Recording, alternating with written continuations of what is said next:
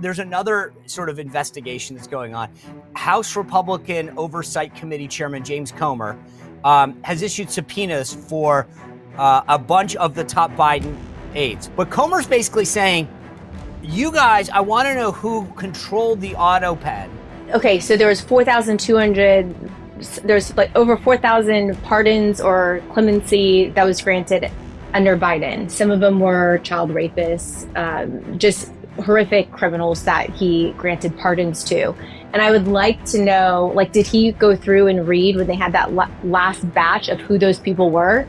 Like, was that really him? Was it somebody else who said, oh, these are good people, just go ahead, we'll put the AUTOPEN on it? Especially now, given the book that Jake Tapper has written, and he didn't have his mental capacity. Can we go back and look at that time frame just to see? Because it's really disgusting what this man did to the country. All right, guys, a lot happening the last 24 hours. For everyone who thought it was going to be a quiet week because it was a 3-day weekend, you were wrong. Welcome to Trump world. There's no such thing as a quiet week. The courts overnight blocking Trump's tariffs from going into effect. But trust me when I tell you this, we're not done. There's a bunch of mechanisms. It sounds kind of wonky. 122, 232s, 301s. You're going to hear a lot about those things. Those are other mechanisms that will be used to enact tariffs, the sectoral tariffs, autos, steel, etc., aluminum. Those stay in place. My only point in saying this is that you'll read these media headlines and they'll say Trump's everything went out. Not true. They're going to rethink this. I think a lot of them knew a lot of this was coming down the pike. There's some pros and cons to the different ways in which they were instituting some of this stuff. They had backup plans. Trust me when I tell you this. By the way, the House Oversight Committee, James Comer, asking top Biden aides to testify under subpoena power about Biden's use of the AUTOPEN. We're going to break that down in just a second. And Trump's battle with Harvard heating up. He got a little into it yesterday in the Oval Office. And Elon Musk sounds like he's on his way out. He's going to have a big party. I don't know if he's having a big party. I'm just hoping that if he hears that, he'll invite me. Anyway, the panel's here in just a second. We're going to kick that in. Both McLaughlin brothers are here tomorrow, Jim and John. This is like Michael and Janet Jackson, never seen together except for here on the show tomorrow. We're going to get the latest from them on some polling they did in top congressional districts around the country. And then next week, Department of Justice's Ed Martin, he's going to be here, Victor Davis Hanson, and Department of Education Secretary Linda McMahon, all coming up. It's going to be huge. Before we get into the panel, real quick, tax day may have passed, but for millions of Americans, you know what you're talking about. And I'm one of them, folks. I have not filed my taxes. Guilty as charged, although I did file an extension. But if you're one of those people that didn't file your taxes, you owe back taxes, you can't hide from the IRS. It's just not going to happen. These guys literally will come after you to get those back taxes, unfiled returns, etc. They file 5,000 liens a day. 5,000 liens a day. And we're talking about property seizures, bank levies, wage garnishments. The IRS needs their money because the swamp loves to spend. Okay, so it's a very sick problem we have here. But if you are one of these people that the IRS is coming after, or you know you have unfiled or unpaid taxes, there is good news rather, because there is still time to get ahead of this problem. My friends at Tax Network USA will help you. They are the best in the business. Do not try to go at any government agency alone, whether it's the DOJ or the IRS. Tax Network USA knows this system. They've gotten over $1 billion back for their customers over the years. They have preferred lines into the IRS that will stop the threatening calls, the letters, etc. They know who to talk to, who not to talk to. You know who I'm talking about. Those guys at the IRS that are jerks. They don't deal with them. They deal with they have a preferred direct line in there. So call 1-800-958-1000 or visit TNUSA.com/Sean Spicer. One word like Madonna, but Sean Spicer. So TNUSA.com/Sean Spicer. You may have missed the April 15th deadline, but Tax Network USA can still take care of you. TNUSA.com/Sean Spicer. By the way, you guys know about this. I've said this for months now. I've made wellness a journey that I'm on. This whole Maha movement has become personal to me, trying to get better in shape, eat better, get rid of the wrong things. One of the things that I do every night, because at the core of it is a good night's sleep. And the folks at Beam have this amazing dream powder that I've incorporated every single night. And trust me when I tell you this, when I skip it, I know.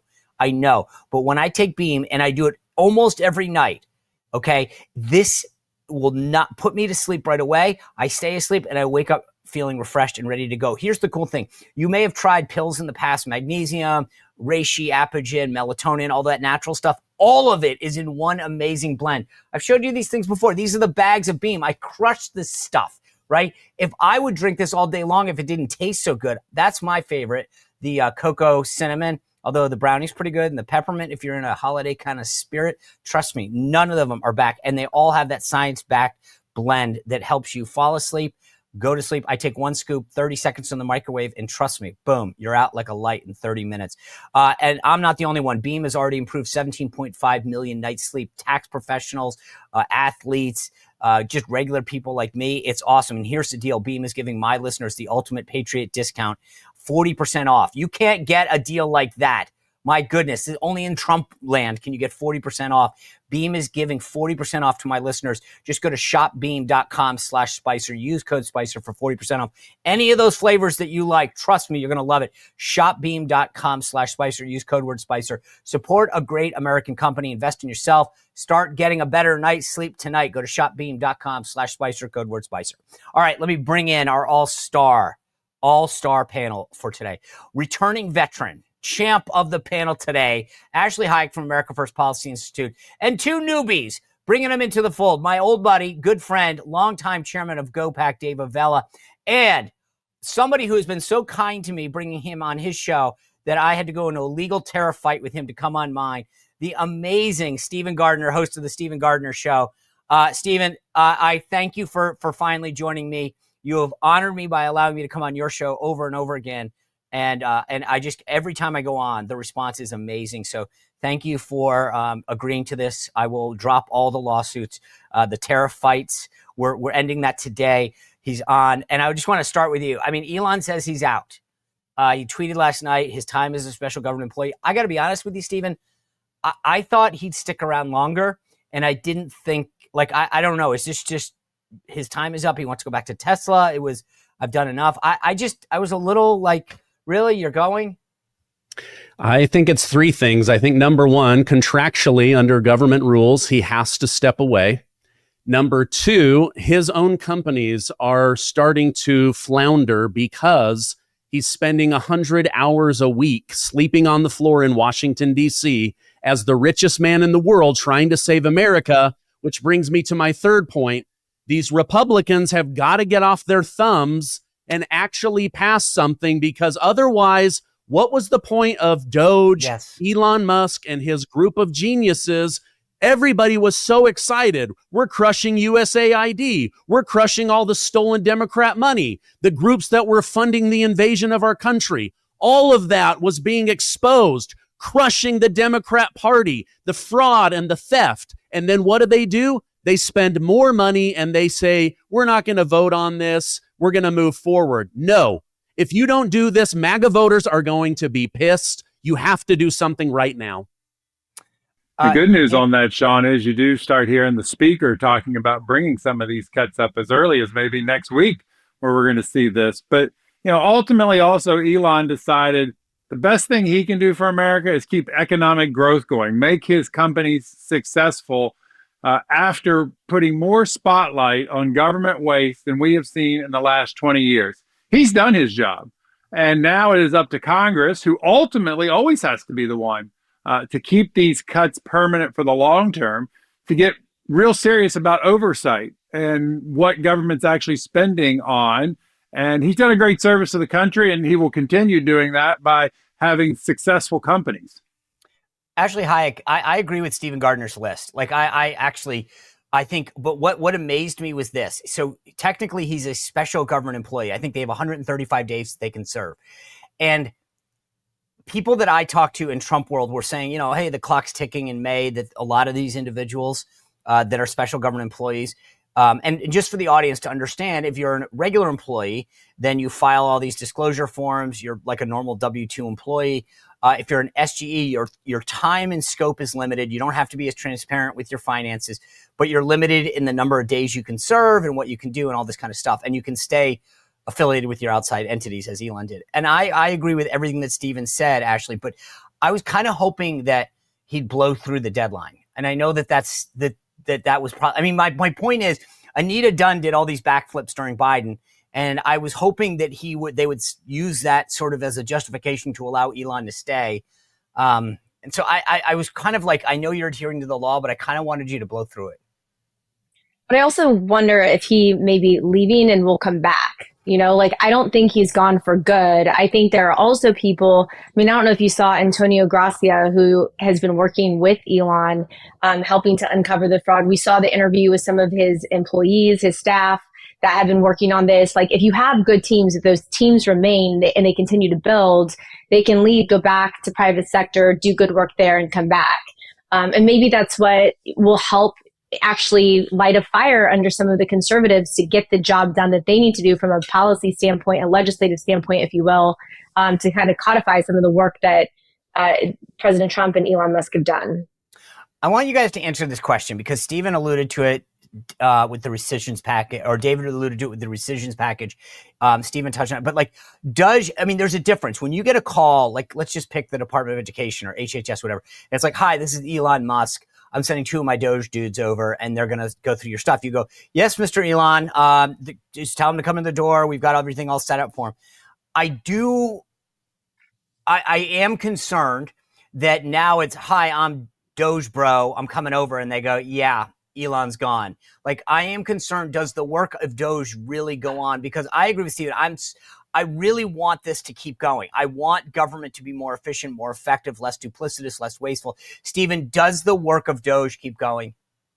I believe that it will. It might take on a different look or a different flavor. Nothing does as well as, the founder of a company, right? Next generation. But I believe that Elon Musk, he had to delegate. He had to set this thing up and then step out of the way. But I believe he's going to continue to consult. However, I will say, as somebody that is on the cutting edge of Twitter and reporting on this, I think, as David alluded to, a lot of this is going to start happening next week because we, the people, are doing a pressure campaign, not because members of Congress are like, yeah, that was really great. We should shut down things that might affect us as well. So I think the people have to keep the pressure campaign going in order to keep the Trump agenda and the Elon Musk work moving forward. I have a little bit of a different perspective. I think that Elon Musk has shown some of the cabinet secretaries what is possible, like what is possible using the technology. And like, for example, I know that some of the cabinet secretaries have asked, like, hey, can DOGE look into this? Can you look into my employees in a certain state? Can you see when they last logged in or swiped in into the building? So now that they know what is possible and they're not having to go through the swampy bureaucrats who are trying to undermine them left and right, they are going to want to continue to use the tools that Elon kind of brought to the team. It really brings up 2 factors here. One, the innovation, and really carrying on what Ashley was just saying, the innovation that it can occur in government. And it does take a cabinet in charge of implementing what Congress passes, that you're looking for new ways to provide government services more effectively and more efficiently. So you got leadership in the cabinet under the president's direction. You got a Congress willing to implement the funds. That's one factor going on here. Here's the second one. It's that in all this talk in Washington about all these cuts are happening, the reality is Congress has still passed a Medicare budget. Let's just take Medicare. That's going to spend $168 billion more than it's spending today over the next 10 years. And what the president ultimately is saying is that we have to start prioritizing our spending. This is not as if government agencies are going to have less money to spend on. Not one cabinet budget is going down. We are simply cutting the rate of growth, which still allows people to do what they need to do in their agencies. We just got to start prioritizing how we're going to spend the money. Yeah, I agree with Stephen, though. If we don't, as people, put the pressure on these guys, it goes. And that's the thing that, David, that you bring up. In Washington, if you have $6 and you ask me for 10 and I give you 8, it's a $2 cut. I mean, this is the most insane place in the world where I'm like, what the heck? You just got $2 more. And you go, yeah, but you cut me too. And you're like, no, you got more. All right, I want to move on because last night, and I want to talk about the angle of this from a different perspective. Last night, I started seeing these headlines. Court overrules, actually, it says U.S. courts block Trump from imposing bulk of his tariff. Well, there's 3 sets of tariffs, right? There is the emergency ones that he's gone after a bunch of these countries on, China, the EU, et cetera. There's what they call sectoral, which are industry specific, autos, aluminum, steel. And then there's the baseline ones that he's doing after. It got rid of the top line ones because it said technically Congress has to do this. And guys, this is the thing. I was the assistant U.S. trade rep. I get it. For the years, the Constitution talks about Congress's authority. But if the courts are suddenly going to say that Congress has to do this, then we're throwing everything out. Like, this is, to me, I kind of went and said, okay, I get you guys are anti-Trump in this stuff, but like, you are literally upending how we're doing trade if that's what's happening.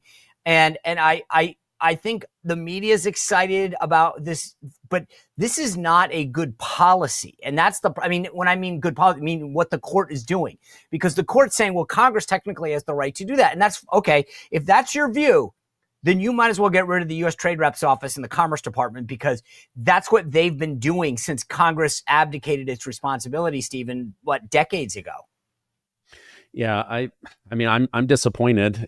This was a big thing, right? It's been in the news. Liberation Day, the stock market dropped. It went back higher. Trump is negotiating with over 140 different countries to realign everything, protect the hegemony of the US dollar, and then to have a court step in and say, no, you can't do that. To me, it's just every single week, it seems like some judge believes that they have the right to usurp the authority of the sitting president of the United States. I mean, even when Joe Biden was at his worst, the judges weren't doing this, right? Because at the end of the day, if he wanted the border open and he wasn't going to do anything, he had the authority to do that. It sucked. We all hated it. It's why they lost the election. But he had the authority to do that. And now Trump is trying to use his authority, but he's being shut down at every single stage. It's just very frustrating. That's a great point. Biden was able to do things because he said, I have the authority to do it. So now Trump suddenly doesn't. It's like doesn't. But guys, he did have a big victory last night. Actually, I talk about headlines that I read and kind of was like, okay, I want to learn further. The court last night ruled his lawsuit against the Pulitzer Board, the Pulitzer Prize Board, can go on. And these guys tried to get him to stop it. And so I started to go down. What this basically means is Trump is suing them for defamation, saying, hey, guys, you can't give an award out for the Russia hoax if the Mueller report says there is no Russia hoax. You can't tell the Washington Post and the New York Times they get to win a big prize for reporting this amazing stuff that wasn't true. And the courts last night said that case gets to go on despite the Pulitzer Prize folks saying, no, we want to stop it. And I thought that, to me, I think this was a big, big win for Trump. And not just Trump, but all of us in the conservative movement when it comes to this defamation stuff. You can't be handing out prizes to people and awarding them for stuff on falsehoods. For fake news, right? Yeah. And it's complete vindication for the president. I kind of want to go back to one of the previous points. The left, and it kind of goes to this topic too, but the left has always said, conservatives, the president is a threat to democracy. Yet they use the news media, they use the judicial system when they don't have power in the White House or in Congress to undermine every single thing that this president has tried to do or is doing. And we see this consistently across the board. In every single thing he's done, there's been more litigation in the first 100 days of his administration. What was it, 3 or 4 times of what Biden received? And it's all strategic. It's all planned. I'm glad you'll have Ed Martin on in the future, because he'll talk a lot about how the left orchestrates this, just like they orchestrate the fake news media, put President Trump in the courts himself, kept him off the campaign trail over complete lies. And the idea that they can just reward each other, whether it's through an actual, literary award, news award, financial award, contract award, the FBI agents who got kicked out, probably ended up getting a nice contract somewhere. The rewards for this type of behavior has to stop immediately. Hey, Sean, does this now set up a DC journalist to now go write a book about how the Pulitzer Prize was given to someone who got their Pulitzer based off a hoax, and now they're going to expose that hoax? Yeah, this is like someone's calling Jake Tapper and saying, hey, so walk me through the process. How do you write a book that kind of undermines everything that you said you were for, but you want to make some money off of it in the future? Do I need to call Laura Trump and apologize for something? How does this work? I agree. I think that somehow these guys are going to try to figure out how to make money off of this now. That's a good point. But David, there's another sort of investigation that's going on. House Republican Oversight Committee Chairman James Comer has issued subpoenas for a bunch of the top Biden aides. So Dr. Kevin O'Connor, he was Biden's physician. Neera Tanden, she was the former director of the Domestic Policy Council. You remember, she's that big left-wing activist. Anthony Bernay, he's the former assistant to the president and senior policy advisor to the first lady. That was interesting to me. Annie Tomasi, she's the basically the former deputy chief of staff. And Ashley Williams, she's a former special assistant and deputy director of Oval Office operations. It's a mouthful. But Comer's basically saying, you guys, I want to know who controlled the AUTOPEN, because I want to know whether or not the decisions get made. Now, here's where I want you guys your take on this. If all they need to do, in theory, is to say, yes, Joe Biden told me to do this or whatever, because thousands, well, I shouldn't say this, probably thousands of actions have probably been taken by previous presidents on the AUTOPEN. People do it. Members of Congress do it. That's just how life works. But I think what Comer's going at is intent. If I can prove, Comer can prove that you, Neera Tanden, right? For example, I don't know that this is true, but like, you're the former director of the National Policy Council. If you were just using the AUTOPEN and he didn't know, then that's an invalid action, right? Whatever X is, fill in that. But this is like, I guess, like a law and order case where you've got to prove that Neera Tanden or whomever, any of the people on that list, did something without his knowledge, and then he would have to confirm that. As much as I kind of enjoy what Comer is doing, I honestly think that this is going to be really hard to prove because none of them are going to come clean on this. Yeah. Well, the one thing we have learned, for anybody that was confused, is that Dr. Jill Biden did not get a degree in medicine. That's not what doctor means in all of this. You're spot on. I think it is hard to reverse anything he did, but it is important to learn so that then we can start going down and saying, all right, what policies do we really need to look at to reverse? Because now we're in charge. We can do this based off maybe actions the president didn't know. But your point is really hard to prove. Either of you, other of you. I mean, I love what we're doing, but I just don't get the sense. Biden's never going to admit that he didn't know what he was doing, right? I think, okay, so there was 4,200, there's like over 4,000 pardons or clemency that was granted under Biden, especially in that last month. Some of them were child rapists, just horrific criminals that he granted pardons to. And I would like to know, like, did he go through and read when they had that last batch of who those people were? Like, was that really him? Was it somebody else who said, oh, these are good people, just go ahead, we'll put the AUTOPEN on it. Yeah, that's fine. Like, especially now, given the book that Jake Tapper has written, and he didn't have his mental capacity, can we go back and look at that time frame just to see? Because it's really disgusting what this man did to the country. I get that, Ashley, but here's my concern.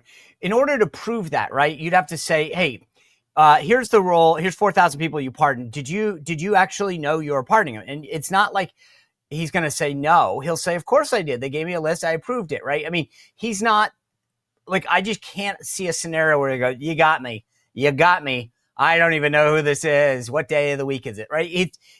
In order to prove this, they have to admit their complicity in this. And this is like, and that crushes, the whole house has to fall down. And I can't imagine like that they will admit this. Like, this to me is, I think more to David's point, I feel like at least it shows us what we need to be looking out for in the future. But I'm just skeptical, and I wish it was not the case. I mean, I want this to work. I just have a hard time that anyone on Team Biden, whether it's the Biden family themselves or his top aides, are going to admit this. Well, then they have to defend his mental competency as well. So, and they have to do all of this under oath. So either way, they're kind of between a rock and a hard place. And I think some of that needs to be exposed, and they need to be held accountable, and they need to testify under oath what they knew and when they knew it. Yeah. Stephen, do you have any hope for this? Well, yes and no. I got a thought and then two lawyers that came on my show. So my thought is, a thought and two lawyers. A thought and two lawyers. That's a t-shirt. So my thought is, just like you can follow the money trail to the corruption, you could probably follow, there's got to be some kind of written trail on executive orders, a written trail on these individuals. I mean, some of these they're going to have to look at, like, why was a pedophile? Why was a Chinese spy? Why was Hunter Biden to a specific date? Dr. Fauci, his brother, none of these people were convicted of crimes. Some of them were convicted of terrible crimes. And then the two lawyers, I had Alan Dershowitz on my show. He said on the hard side, yes, you could prove that Joe Biden has mental incapabilities now, but could you say on August 23rd of 2024, he was mentally incapable? Right. That's where it's going to be hard to say on this specific day he was out of his mind and didn't use his authority. On the other side, you have Mike Howell, the president of the Oversight Project. He told me what they're planning to do is individually sue Dr. Fauci and some of these others. Then they'll pull it into court, remove it from the group of AUTOPEN people to the individual, and then they will drag them through the court. And then the court will have to decide whether that pardon was good or not. So I think we're going to have to see an individual lawsuit. Everyone will have to have their day in court, which means the White House is going to say 99% of these people, it's not worth the government's time. But these 4 or 5 people, we absolutely want the truth. That's where it gives me a little bit of hope. See, that's what I see. The funny thing is, remember, Biden screwed Trump when he came in and allowed the FBI and all this stuff to go after President Trump, not waive immunity. And that what's good for the goose is going to come back for the gander. I know David Hogg, the sort of nutty little DNC vice chair, I think he's officially kicked off the other day, but he was talking about one of these individuals that I mentioned, Anthony Bernal, who is the former assistant to the president and chief of staff or senior advisor to the first lady, that he was actually like really, really powerful. I want to play you guys just a clip to get you a sense of, like, this is blue on blue. This is David Hogg describing the power of one of these individuals. Take a look. Foundational question for me is, like, how corrupt is the DNC if so many people knew, or few people knew about Biden, well, the president of the United States? I mean, I think the fact of the matter is the DNC is always going to be like a campaign arm of the president, ultimately. The bigger issue was, like, the inner circle that was around Biden. That's it. And I can't stress to you enough. Like, Joe Biden's chief of staff, like, had an enormous amount of power. Joe Biden? Joe Biden's chief of staff. That was like an open secret at the level. Like, I would avoid him. Like, he was scary. What was his name? Anthony Bernal. Okay, did you hear that? Anthony Bernal. I would avoid him. He's scary. That to be describing the first lady, senior advisor, chief of staff as a scary individual with power, and you know how much power Jill Biden had. That's, if I were to, I would use the strategy that Stephen Gardner laid out, David Avella, and say, let's get this guy and isolate him and find out what he knew.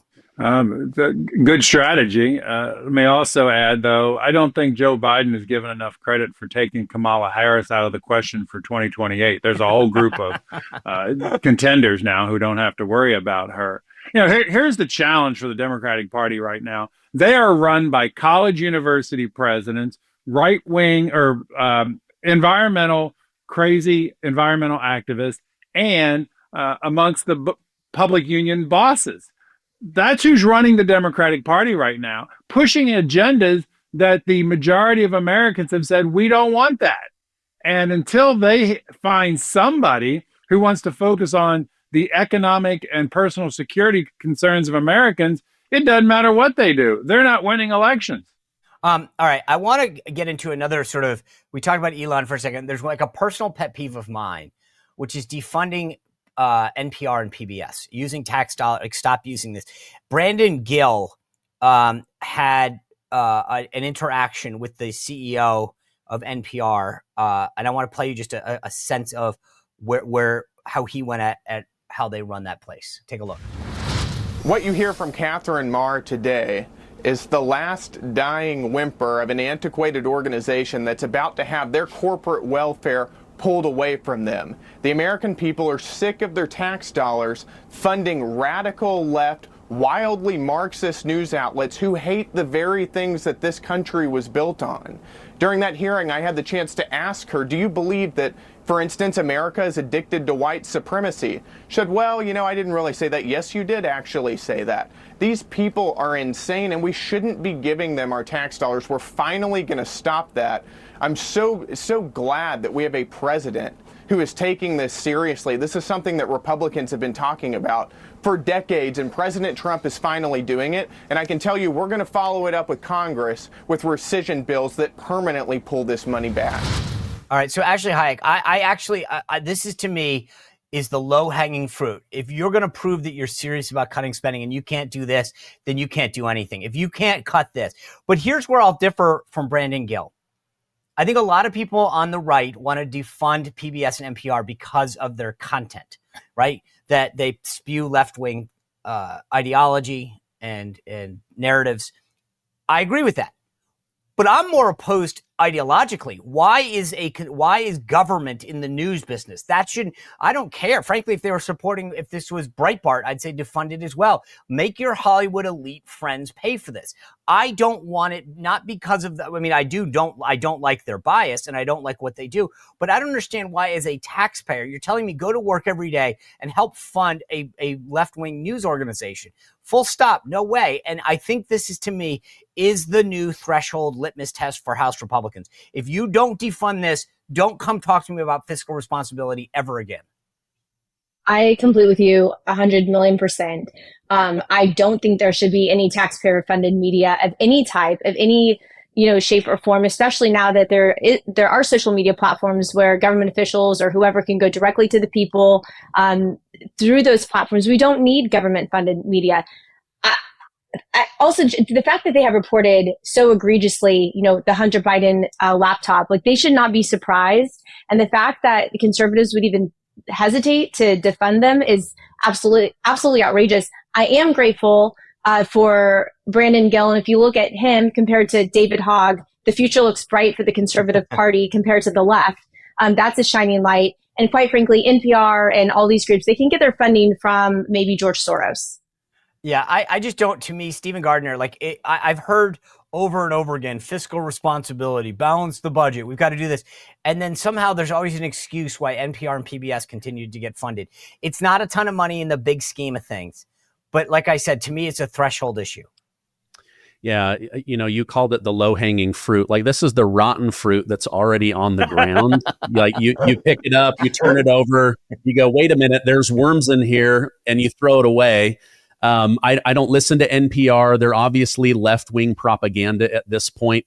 As somebody that pays a lot of money in taxes, it really frustrates me when I see how stupidly our government officials spend my money and your money. Everybody on this panel pays taxes, right? So why is my conservative tax money going to fund things like the New York Times, Politico, AP, that then write these awful, horrible things about me, my party, my president, family values? That's not what I'm paying taxes for. So for me, it's really bothersome. When it comes to PBS, I grew up on Sesame Street, but Sesame Street is not the same. I mean, the Sesame Street I was getting. Stephen, I just want to be clear on this because I've had this fight for years. The Corporation for Public Broadcasting, right? Sesame Street is owned by the Children's Television Network. Big Bird is a millionaire. They licensed that show to PBS. Sesame Street is just a licensed show, the same as the Stephen Gardner show or the Sean Spicer show that we could license to a thing. Big Bird, Oscar the Grouch are millionaires. They make so much money on merch. This is not some little thing that they do and for the good of the American people. That show makes millions and millions of dollars on licensing deals. And so I find the Democrat argument all the time that you're going to take Sesame Street away. No, you're not. It's a licensed show. It also points out this discussion about the role of the increasing civic journalism, where you do have nonprofits that are funding media outlets to, one, report the news, and two, it may have a slant to the left or to the right. And it all goes to PBS and NPR doesn't don't have to go away. They may need to find new funding sources. And of course, many of them would try to make the case, oh, we only get a small percentage of our budget from the federal government. Okay, fine. Then you figured out ways to monetize your networks. Go do that. And let's get the government out of funding it.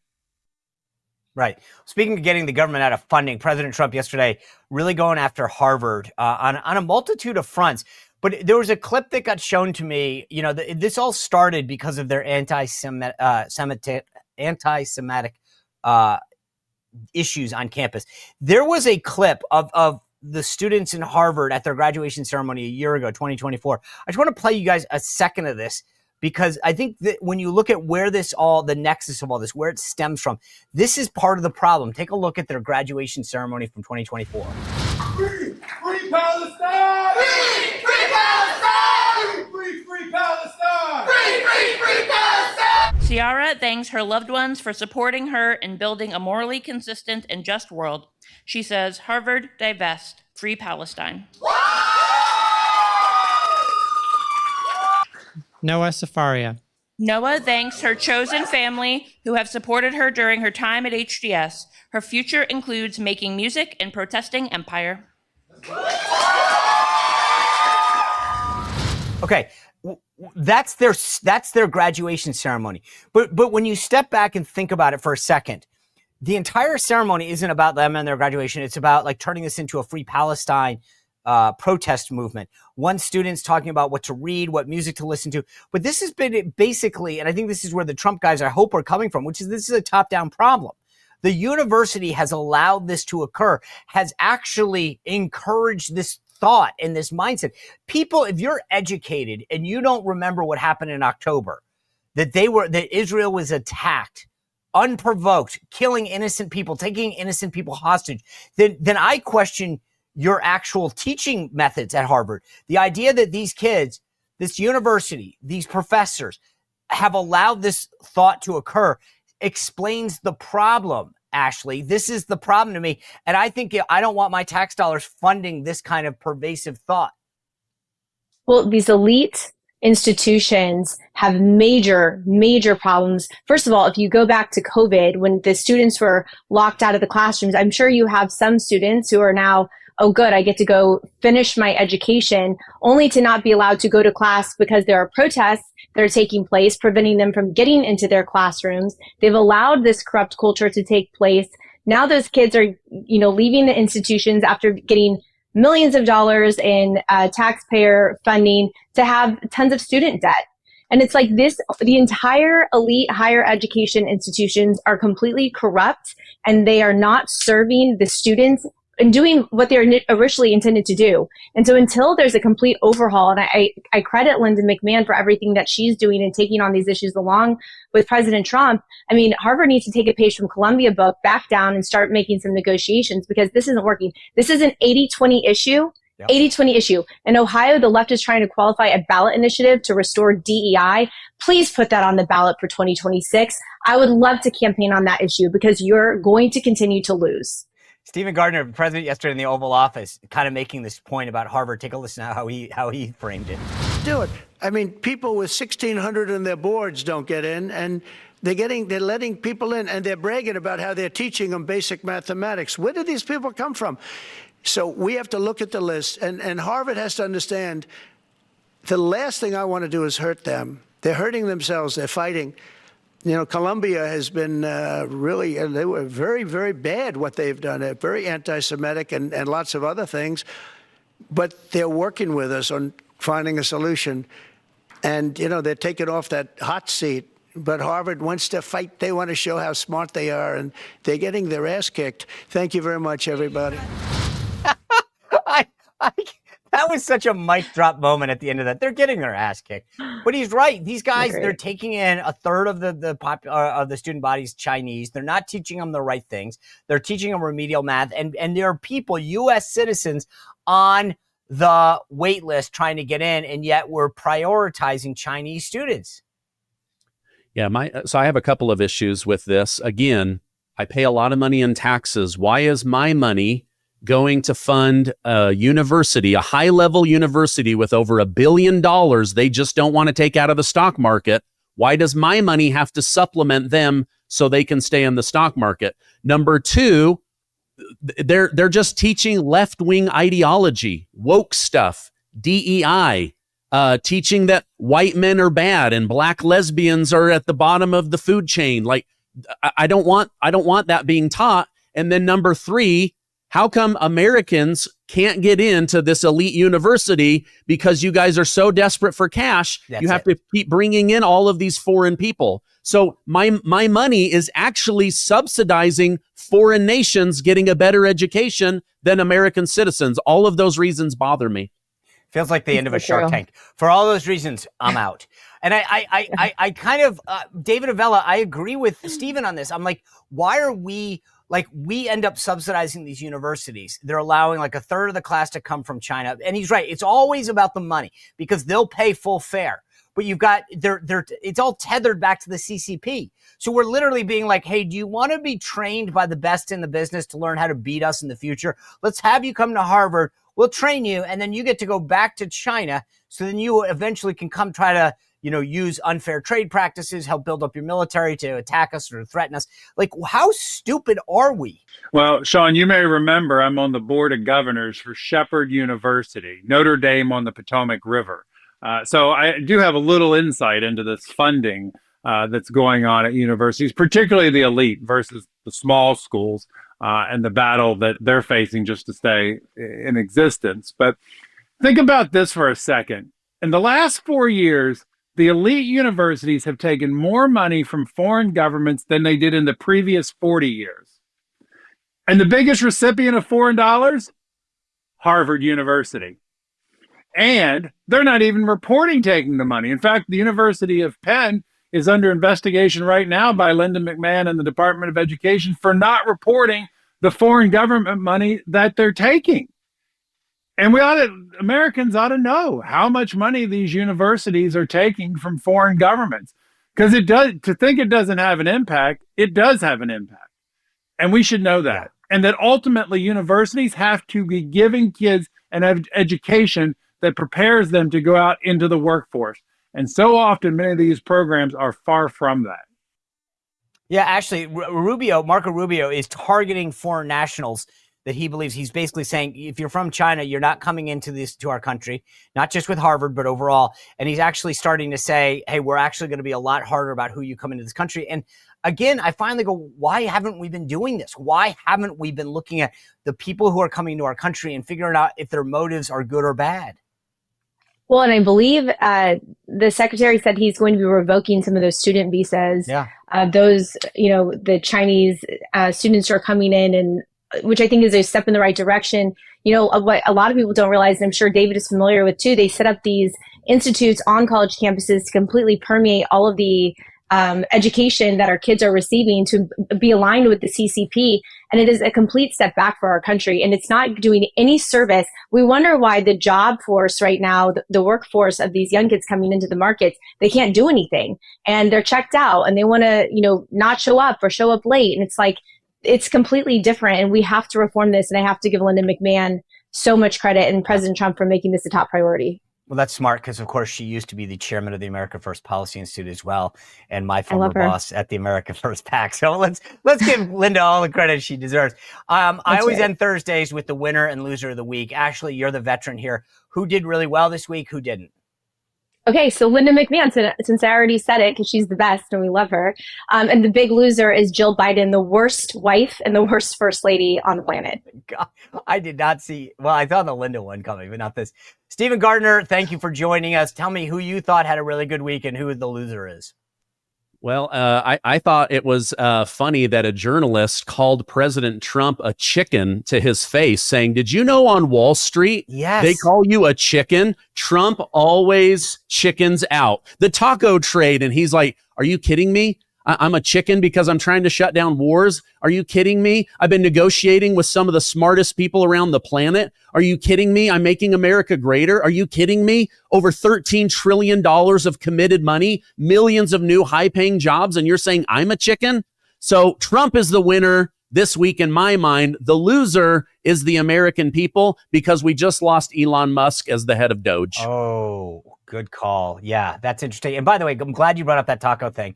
I'm going to have more to say about that later, but I cannot believe of all the guys actually taking on every aspect of the establishment and fighting. And yet they call, like, I was like, chickening out. No, quite the opposite, you morons. No one else has actually had the guts to stand up like he has for decades. David Avella, your winner and loser. Maine lobster fishermen. Now that the EU is talking about getting rid of tariffs, no tariffs on Maine lobster. Now, if we can get the EU to also cut the tariffs on bourbon, we could have a party here, folks. Next time we get together, this could be a lively show. Those are the winners. The losers, unfortunately, it is the Minnesota Timberwolves, ousted yesterday by the Indiana Pacers in their fight for going to the Oklahoma Thunder, going to the NBA championship. The Pacers hopefully will win tonight because anyone who beats, like, I once the Celtics got knocked out, I gave up. I was like, oh, it's baseball season, it's over. All right, my winner of the week is crypto and AI. I think watching J.D. Vance give that speech in Vegas realized that this MAGA movement was smart enough to realize that both of these issues are the future. And if we handle them right, we can win a segment politically that the left is ignoring or hostile to. And so I think, to me, how they handled AI and that. And my loser of the week, I'm surprised this didn't come up, Brigitte Macron. The idea, like, I'm sorry, look, and I everybody made jokes about this, and there is something funny about it. I get that. I'm not going to try to pretend I didn't have that same view, but I'm sorry. After years of people talking about how women should be treated, how we should treat each other, how denouncing violence, the idea that she pushed him there and that they're playing this off as a playful fight. Look at his face afterwards. That's not how people react when they're like having love taps. And so I think that, like, she really is a loser. And I wish that there were more people that called it out and said that's not acceptable. If that was Macron going after his wife, he would have been demonized throughout the world. She should be demonized by that. More people should be calling it out because it's not right. And it wasn't right when men did it to women and it was called out then, and it's not right now. So for those reasons, I'm out. She's my loser of the week. Guys, thank you guys for joining us. I always love my Thursdays. I love the discussion. You guys didn't disappoint as usual. Ashley Hayek, that's why you're a veteran. And I do want to thank Stephen Gardner and David Avella for joining us for the first time.